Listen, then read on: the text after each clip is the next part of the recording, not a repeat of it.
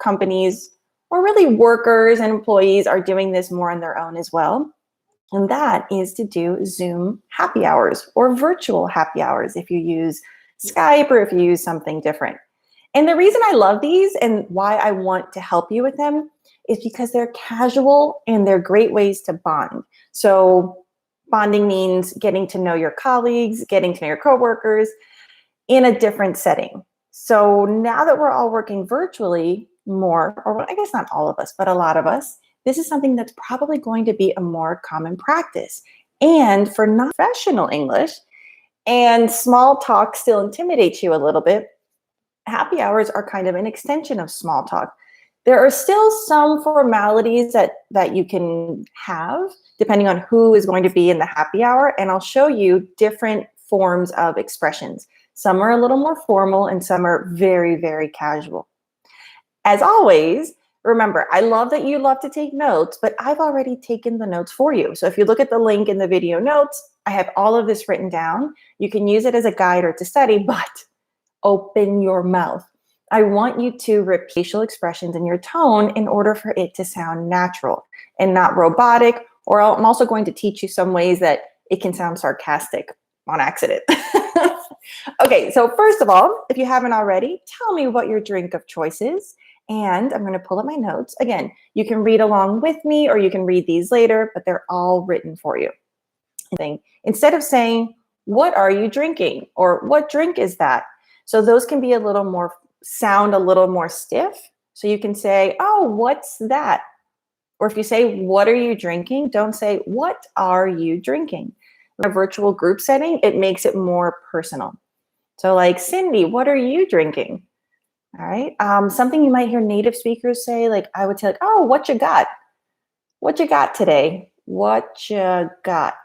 These are things that when you learn informal English, if it doesn't feel good to you, it's okay. You don't have to use everything you learn, but it will help you to understand native speakers, which helps you feel more relaxed, which helps you feel more confident when it's your turn to talk.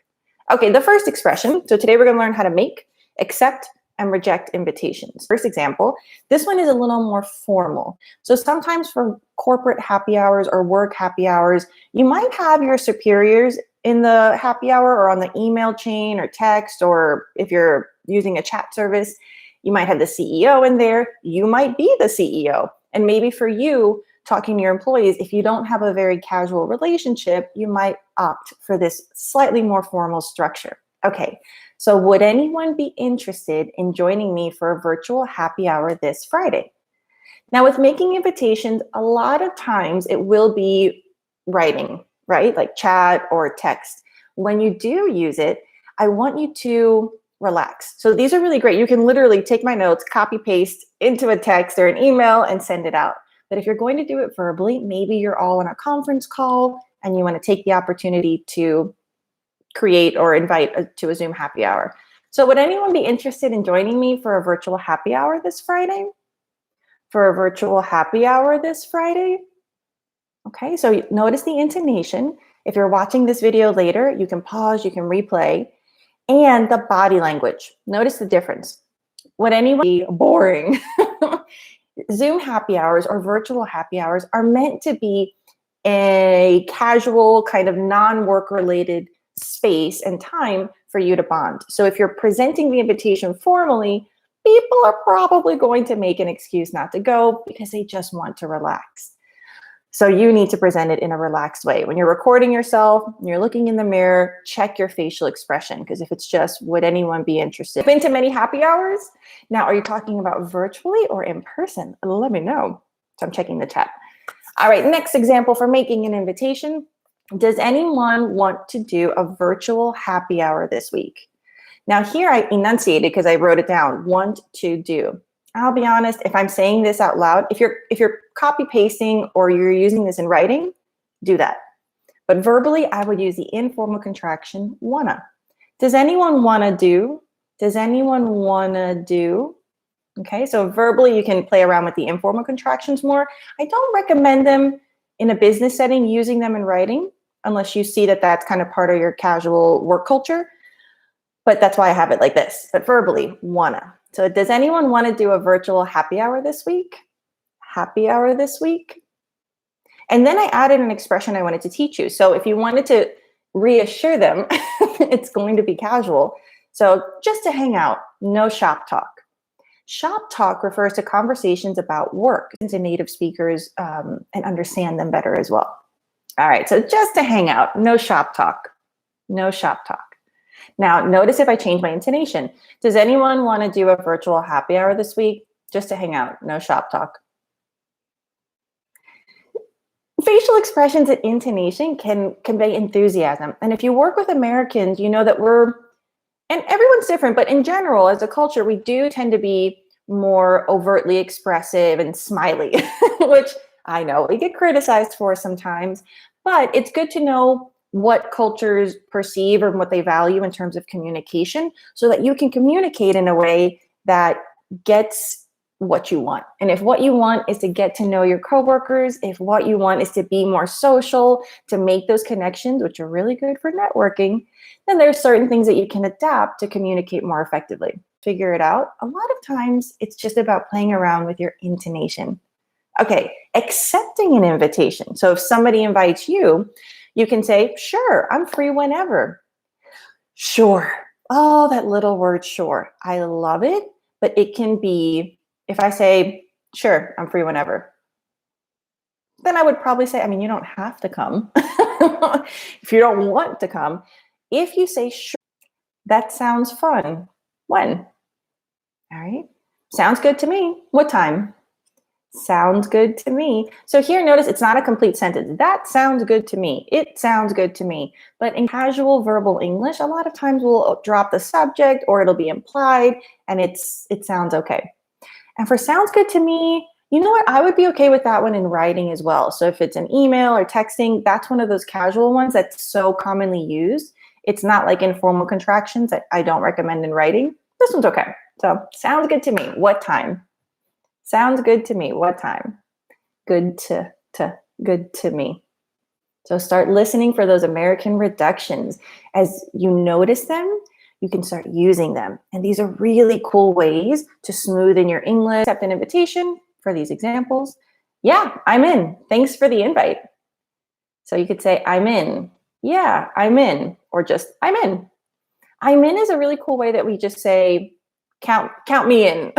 You can also say that. Count me in. I'm in. So that means, yes, I want to be there. And then thanks for the invite. Now, this is interesting because grammatically, you would say, like, thanks for the invitation. Or at least that's how I see most people think that they need to say it. But we just say, thanks for the invite to the verb form. Thanks for the invite. And this is a more casual option. So personally, are you talking in general? Like, what if you meet a conservative culture? So I'm going to assume you mean anyone meeting a conservative culture. I like to recommend, and this is just particularly helpful with work settings, because in the corporate world, if you will, there are so many different corporate cultures. Some people are very conservative. Some people are very relaxed. Think about like startup culture. And then you have more traditional companies, finance. Those tend to be a little more conservative language-wise. So what I like to do, and this is good in writing, and it's good in person. If your goal is to communicate effectively and make the other person feel comfortable and trusting, you want to mimic their level of, or their style of English. So if someone is very formal, let's say they always use Mr. or Miss, then I would recommend doing the same. So that's a nice way to kind of let the other person set the tone. So if the other person is very casual, then you know that you can respond casually. So when in doubt, just mimic what the other person means. Don't be yourself.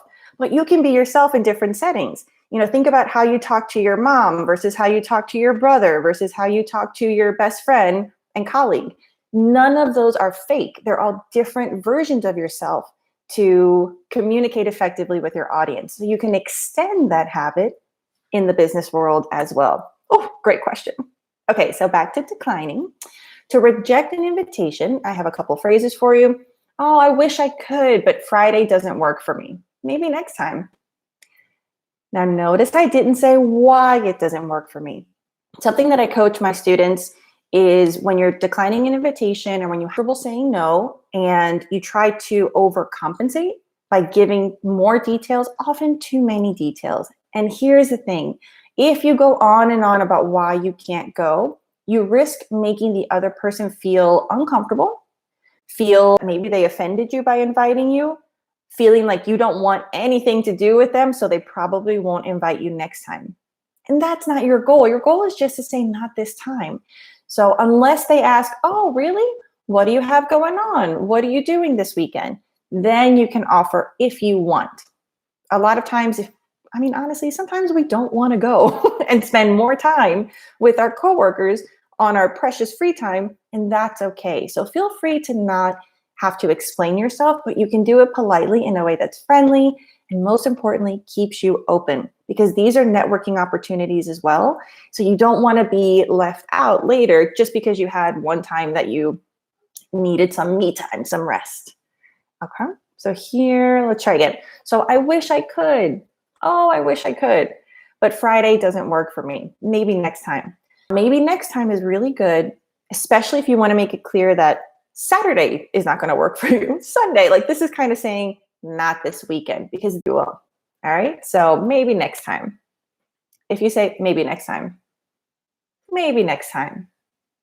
Play around with your intonation and facial expressions as you're practicing with me. It makes a big difference. All right, next one. Thanks for thinking of me, but I can't this week. So thanks for thinking of me, but I can't this week. So this is really friendly. Think about how that makes you feel. If I tell you, no, I can't, versus, oh, thanks for thinking of me, but I can't. How does that make you feel? Remember, people aren't going to remember what you said, what prepositions you used or misused. What they're going to remember is how you communicate, which means how you made them feel. And that's going to play a big part in how you're perceived at work and your potential for, relationships, not romantic, but like relationships within work. Okay. Next one. So you know what? I can't Friday. Maybe next time. Thanks for inviting me though. Thanks for inviting me. So if you don't want to use though, because that can be a little tricky, or the TH sound, totally fine. Oh, thanks for inviting me. Maybe next time. All right.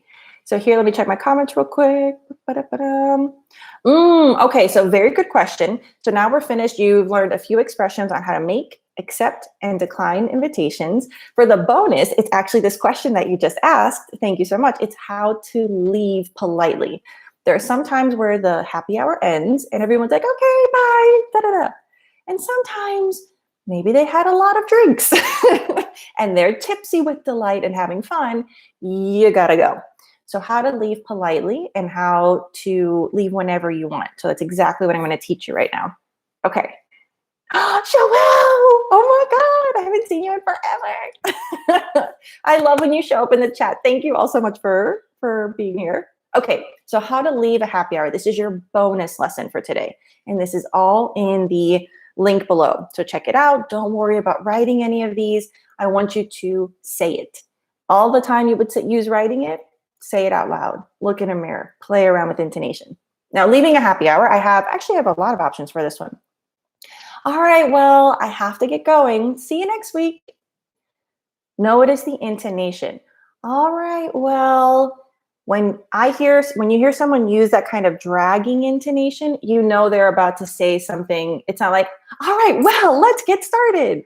All right, well, I have to get going. So you use your intonation to signal to people something different is happening. This is not part of the regular conversation, and it makes it really, really natural. All right, well, even that sigh, it adds to the emotion of it, and it buys you time, I have to get going. See you next week. And you can say going. So verbally, we drop the G a lot. I have to get going. Very casual, very natural. See you next week. So you can mean like the whole group, totally fine. The next one, oh, you know what? Sorry to interrupt. Oh, this is so see something's happening and hopefully direct their attention to you. So sorry to interrupt. Sorry to interrupt, but I have to go. Bye, everyone. So notice how much the body language, especially in a virtual thing like a virtual happy hour or virtual meeting, can help signal like, hey, everyone talking. Me. So sorry to interrupt. You might have to say that twice depending on how talkative the session is. So sorry Sorry to interrupt. Hey, listen, but I have to go. All right. Bye, everyone. So that's a good way when there are a lot of people talking. Again, when you're watching this, replay it. No, if there are 10 people talking, they're not going to notice that you said something important, and it's going to look like you just left the meeting. And that can be a little bit abrasive. It can come across as a little bit rude. All right. Let me see what other one. Okay, everyone. Okay, everyone. I'm going to hop off now. Bye. Hop off. So I actually just put this on my on a call later and discuss this further. Hop off means to leave. So I had put a quiz, and a lot of you thought that the expression was to get off. I have to get off now. And actually, that has a sexual connotation in English, so it might come across as a little awkward. So to avoid that completely avoidable awkwardness, just hop off. I have to hop off. If you're not comfortable saying hop off, use leave, but don't use get off. So hop off or leave. All right, so okay, everyone, I'm gonna hop off. I'm gonna hop off now. Bye. Now notice I keep like signaling when I say off or I have to go. Again, in a visual setting, you're going to use nonverbal communication to supplement what your message is, and it can be really nice. It just makes it easier to understand. All right, and again, hop off, like I said, when you're not comfortable with newer, more casual English, totally fine.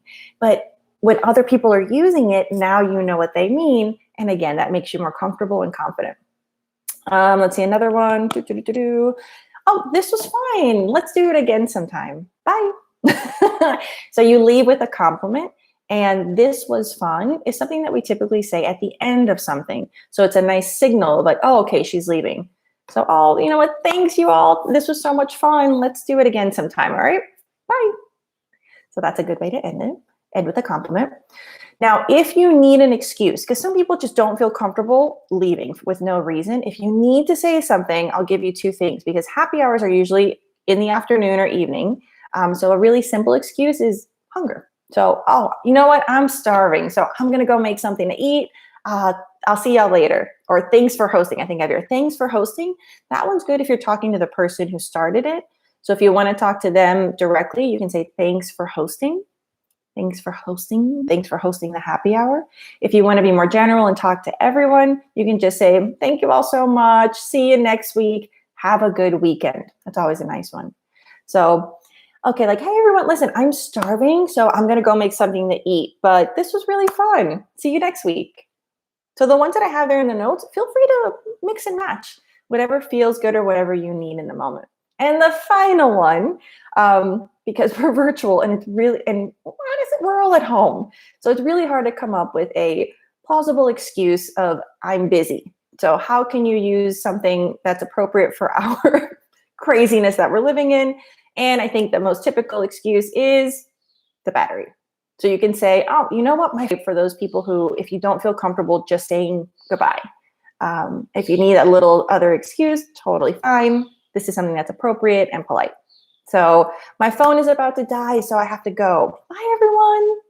So when you have that, it's a little bit more of a sense of urgency, which will help you get off faster, get off the call rather.